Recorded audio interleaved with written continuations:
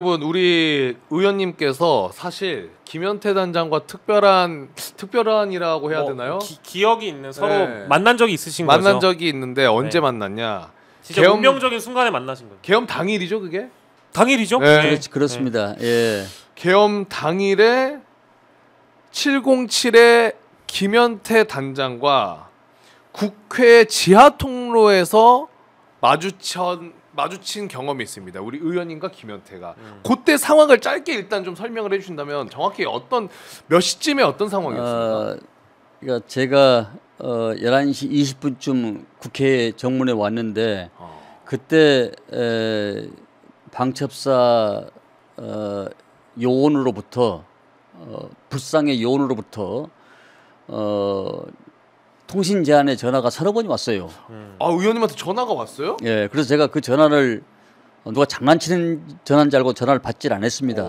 그런데 아무래도 10분 어간에 4번이나 전화 와가지고 그 전화를 보니까 최우선 체포조 14명의 명단이 있는 겁니다. 그게 어떤 의미입니까? 그러니까 최우선 체포조는 아시다시피 이재명 대표, 한동훈 대표, 우원식 의장. 네. 그다음 체포조, 네. 체포 명단 14명이 온 겁니다. 그래서 제가 그걸 보고 머리가 하얗더라고요. 아, 이네들이 아주 작당을 하고 있구나. 그래서 제가 담을 넘으려다가 이걸 빨리 먼저 전화를 알려야 되겠더라고요. 그래서 약간 좀 차로 옮겨가지고 밖에서 전화를 했던 것이죠. 국회 안에다가 이런 첩보가 있으니 본회의장을 떠나지 말고 계시라. 잠깐 그 당시에 의원님이 따로 좀 별도로 연락을 받아서 이 체포조가 있다라는 연락을 받으셨다는 내가 말씀이에요? 이제 채취를 받은 것이죠. 그래요? 그러면서 제가 좀 담장을 넘어가려고 하니까 양쪽에 그러니까 우리 국회 담장 담 안에 담 밖에 경찰이 3m, 2m 간격으로 촘촘히 있어가지고 좀 못 들어갔습니다. 네. 못 들어가서 약간 좀 12시 한 45분경에 들어가서 이제 본회의장으로 들어가려고 국회 통로를 지나가는데 한 55분경에 12시 55분경에 약 10여 명의 계엄군이 국회 통로에서 거청을 하고 서 있는 겁니다. 네. 그래서 제가 국방위원장이다. 내가 그렇게 얘기를 하고 왜냐하면 707 특임대는 제가 10월달에 국감 때 현장 방문을 갔었거든요. 특임 부대라는 것은 인간 병기입니다. 네, 그럼요. 그때 시연을 보니까 시속 50km, 60km 이상 버스가 가는데 몸을 날려서 유리창을 깨고 들어가더라고요 보니까요.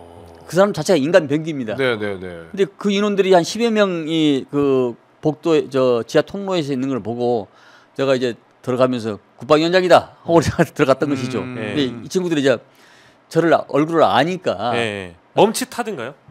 그렇죠. 어떤 인원 땀을 막 흘리고 있고.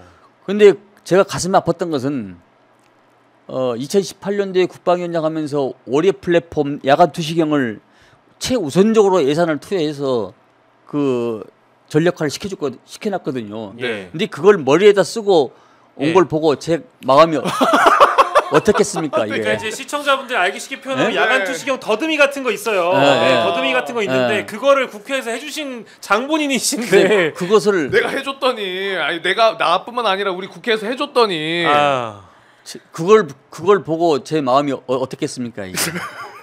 저는 뒤로 자빠진 줄 알았죠.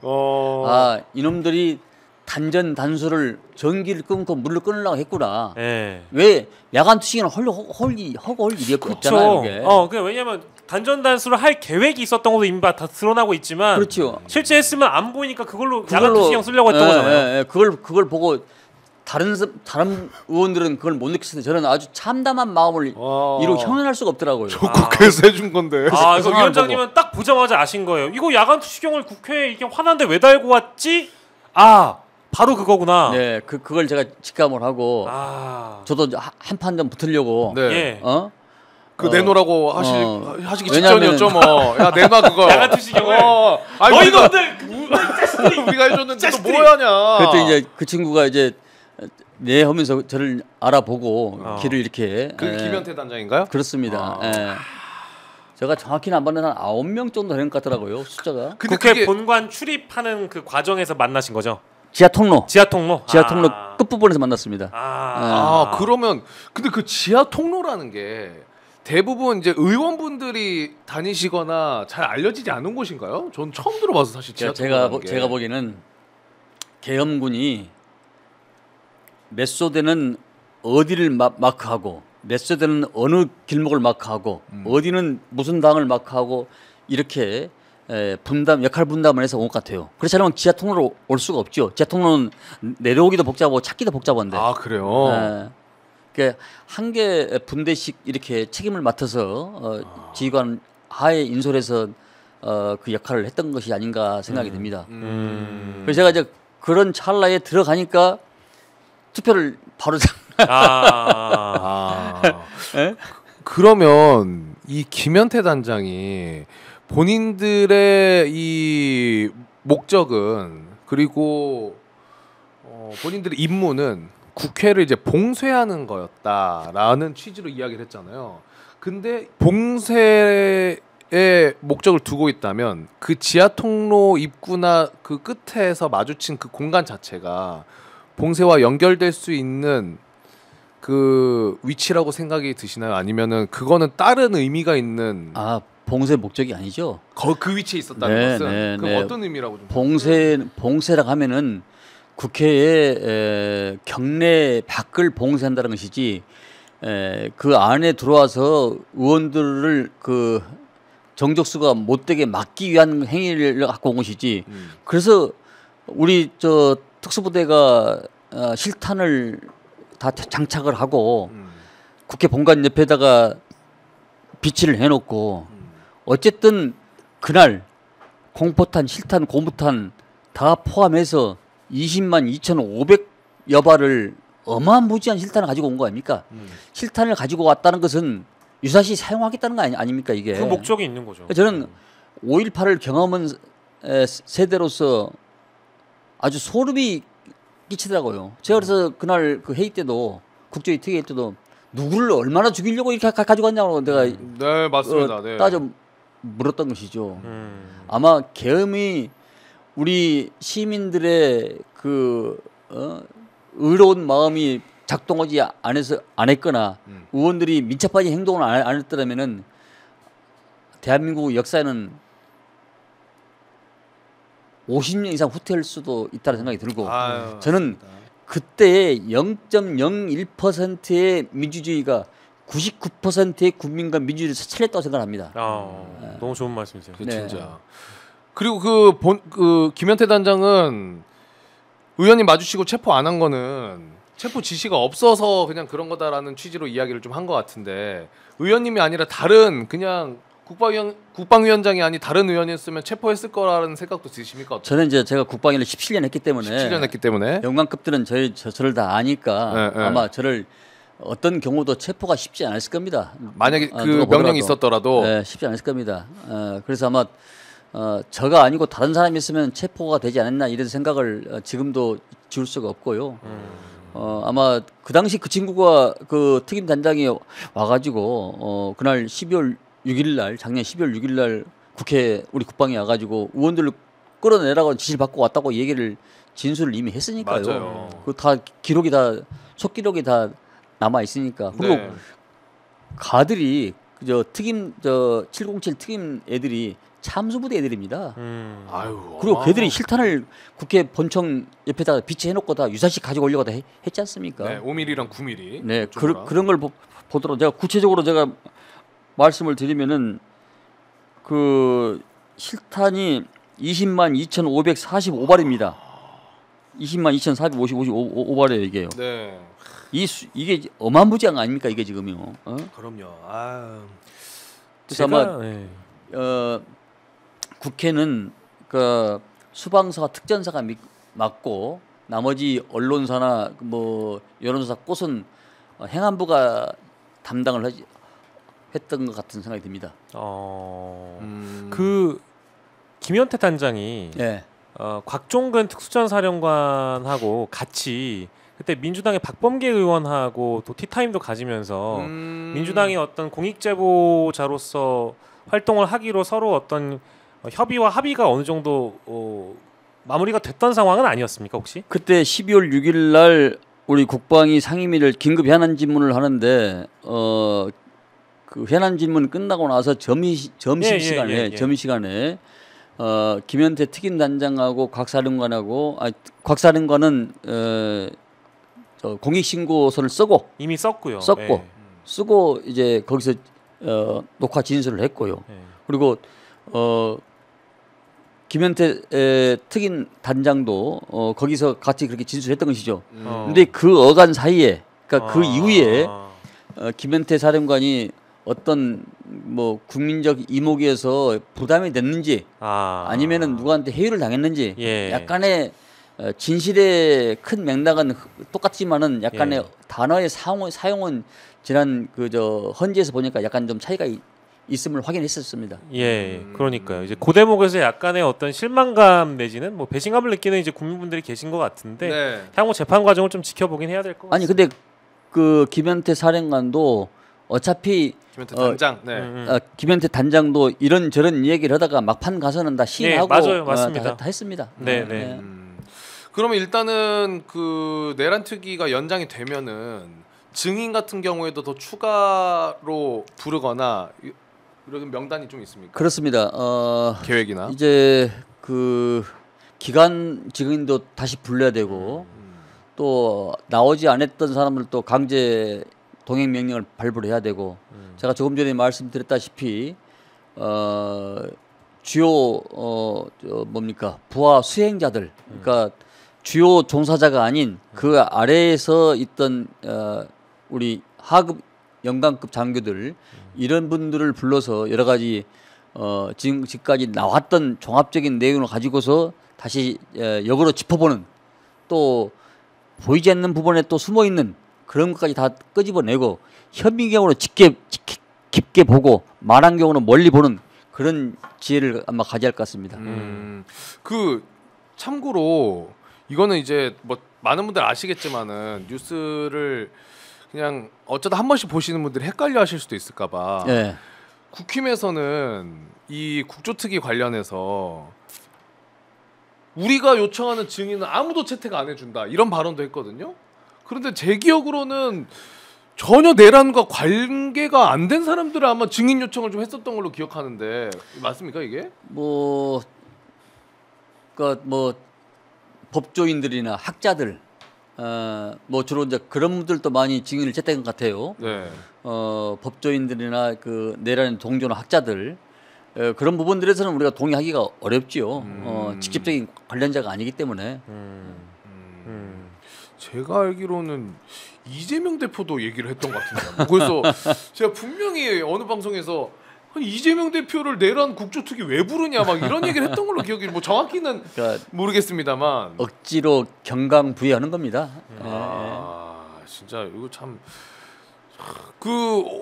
그리고 그거 혹시 우리 위원장님은 국회에 계시니까 헌재랑 시간이 이제 겹치잖아요. 그렇죠. 맞아요. 그래서 어제 같은 경우에 겹쳤죠. 겹치는 경우에는 이런 말이 좀 맞을지 모르겠습니다만은 헌재에서도 좀 꿀잼 재밌는 포인트들이 많이 나오거든요. 특히 인원 관련해 가지고 인원, 요원, 의원. 요원이냐 순서가 이제 의원, 요원, 인원이 된 겁니다. 의가 먼저인가요?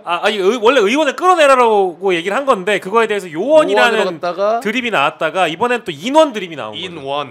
그리고 윤석열은 그거에 대해서 나는 인원이라는 단어를 살면서 써본 적이 없다. 저는 인원이라는 단어를 써본 적이 없습니다. 근데 그 해당 날짜에 그 국회에 들어간 인원이라고 바로 그냥 1분도 안 돼서 인원이라는 표현을 3번이나 씁니다. 이거는 정말 이거는 저도 들으면서 무슨 말씀을 하시는 거지? 뭐라는 거지? 혹시 보셨습니까? 위원장님 저는 그런 분을 대한민국 대통령으로서의 부끄럽습니다. 2년 7개월 동안 같이 했다는 것이 참으로 통탄할 일이고 처참한 거죠, 진짜. 그 사람이 말한 것은 언어의 유희입니다. 어제 말 다르고 오늘 말 다르고 최소한 일국의 대통령이라면은 내가 책임지겠다, 내가 다 했다 이렇게 말해야 기본 도리인데 부하들한테 떠넘기고 부하들한테 책임 전가하고 이런 모습을 보고 과연 젊은 세대들이 뭘 보고 느낄까 생각하면 참으로 부끄럽습니다. 그러니까 비참하고 참담한 심정을 다들 느끼실 그리고 거예요. 신뢰가 전혀 없잖아요 지금요. 예, 아니 뭐 말하는 거 뭐 듣고 싶은 얘기가 거의 없던데요. 자 보십시오. 제가 한 5년 전에 스웨덴 선관위를 갔는데 네. 스웨덴이요. 대한민국 선거관리위원회가 세계 최고라서 해서 우리한테 배치만키를 하는 나라입니다. 선진국도. 그런데 어떻게 대한민국에서 부정선거가 일어납니까? 투표를 100장으로 묶을 때는 양당 창관인들이 확인을 합니다. 아, 네, 네. 투표장에서 확인을 하고 그 다음에 봉인을 하고 예. 저 기계로 카운트를 하고 그 다음에 예. 봉인해서 넘깁니다. 예. 가장 과학적이고 선진적이고 치밀하게 합니다. 예. 다만 이런 경우는 우리가 보통의 그 보면은 약 3~4% 정도의 무효표는 항상 나옵니다. 네. 어느 지역이든지. 네. 근데 그 표를 보면은 어떤 사람은 다른 그러니까 살다 보면 괴짜들이 많지 않습니까? 예. A라는 종이를 집어넣고 B라는 종이를 집어넣는 사람도 있고 예. 이런 경우는 가끔 가뭄에 콩나듯이 그런 경우는 있습니다. 네. 그런 경우를 제외하고는 고의적으로 하는 그런 경우를 제외하는 부정선거라는 것은 있을 수가 없고 가능하지도 않지요. 그럼요. 그런데 그것이 마치 그 일반적인 양 그걸 호도하고 있는 거에 대해서는 참 대한민국 국민으로서 부끄럽다는 생각이 듭니다. 정말 그러면은 마지막으로 요거만 하나 여쭤보겠습니다. 어쨌든 이 윤석열이 이토록 나라를 혼란스럽게 하는 이 내란을 왜 일으켰냐, 어떤 게 트리거가 되었느냐, 뭐 여러 가지 의견들이 있습니다만은 또 대체적으로 명태균 이야기가 좀 많이 나오는 것 같아요. 그런데 거기에 조금 더 뒷받침할 수 있는 증거라고 할까요? 바로 여인형 핸드폰을 포렌식했는데 이 체포 명단에 최재형 목사의 이름까지도 적혀 있었잖아요. 지금 나온 걸로는. 그러면 명태균 게이트 플러스 이 체포 명단에 최재형 목사까지 있었다는 건 공통적으로 우리가 떠올릴 수 있는 사람은 한 명 아닙니까? 한 명이죠. 한 명이잖아요. 네, 그분이죠, 바로. 그러면은 그 김건희 여사에 관련된 이슈들이 계속 증폭이 되다 보니 하나의 트리거가 가장 핵심적인 트리거가 되지 않았을까라는 분석에 대해서는 어떻게 생각하십니까? 그러니까 우리가 역사적으로 보면은 19세기에 그 조선왕조 마렵에 그 세도가들이 그러니까 외척을 이용해서 정권을 농락하는 경우가 있지 않습니까? 네네네. 그들이 이제 동학에 의해서 동학을 짓밟고 친일 세력들하고 합쳐서 일제 36년이 일어나잖아요, 이게요. 네. 네? 근데 이것도 이 내란과 계엄도 친위 쿠데타를 일으켜서 그런 김모 여사와 함께 이런 것을 장기 집권을 김모 여사 누군지 모르겠는데요. 네. 장기 집권을 해체할 수 있는 그런 것이 아니었냐라는 생각이 들어요. 왜냐하면은 장기 집권 쿠데타라 하면은 아래에서 위를 치받는 건데 본인들이 정권을 잡고 있으면서 장기 집권을 해체하기 위해서 그러니까 거의 공산주의 수준으로 이 나라를 장기 집권을 해체하기 위해서 영구히 해먹으려고 내란과 계엄을 꾸미지 않는 생각이 듭니다. 네. 근데 이 트리거는 아무래도 이제 그 뭐 김건희 여사에 대한 그 특검이 막 작동이 되고 거기서 그 명태균 씨인가요? 그 사람이 네. 명태균 뭐 핸드폰에 무슨 황금폰에 수도 없이 많은 녹화가 돼 있다, 이게 저장이 됐다 이러니까 거기서부터 이게 더 이상 내가 안 되겠다. 이것을 일거에다 쓸어버리고 삼권을 쥐고 나서 장기 집권을 해야 되겠다. 예. 거의 공산당 수준으로 가야 되겠다. 이렇게 생각했던 것 같아요. 아마도 네, 그러니까 11월에 이미 창원지검에서 수사보고서가 완성돼서 올라갔을 거라는 관측이 굉장히 유력하고 그거를 윤석열이가 받아본 상태에서 12월 2일 날 명태균의 변호사가 요거 민주당 혹은 언론에 줘버릴 수도 있다. 이런 내용까지 있었으니까. 이게 그러니까 2013년 11월 달부터 나는 11월 달부터 5월 달까지 1차 준비 기간이고 2024년 5월부터 10월 달까지 2차 기간. 네. 11월, 12월이 3차 기간이라고 생각합니다. 왜냐하면은 3차까지. 군 인사를 보면 알 수 있습니다. 군 인사를 보면은. 네. 그렇죠. 군 인사를 보면은 작년 같은 경우는 해군도 삼성 장군이 3명이 나왔고 공군도 3명이 나왔는데 육군은 1명도 안 나왔어요. 통상은 1차에 육군이 6명이 나와야 됩니다. 네. 근데 1명도 안 나왔어요. 예. 안 나온 이유는 삼성 장군이 사령관급이 삼성 장군이 나오면은 이게 순차적으로 수방사령관 물러가야지, 방첩사령관 물러가야지, 이게 다 교체가 되고 밀어내기 되다 계획이 보니까 흐트러질 수 있으니까요. 그러니까 이 삼성 장군들이 육군을 1명도 안 나온 겁니다.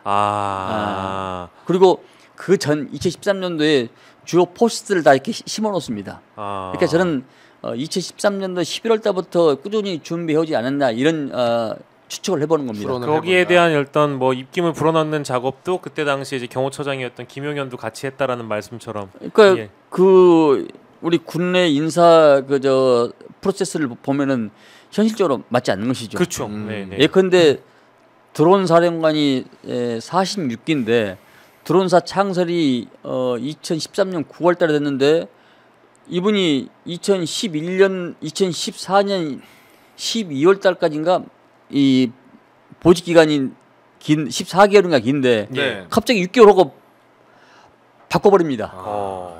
바꿔버려. 다른 사람을 바꿔버려. 그것도 네.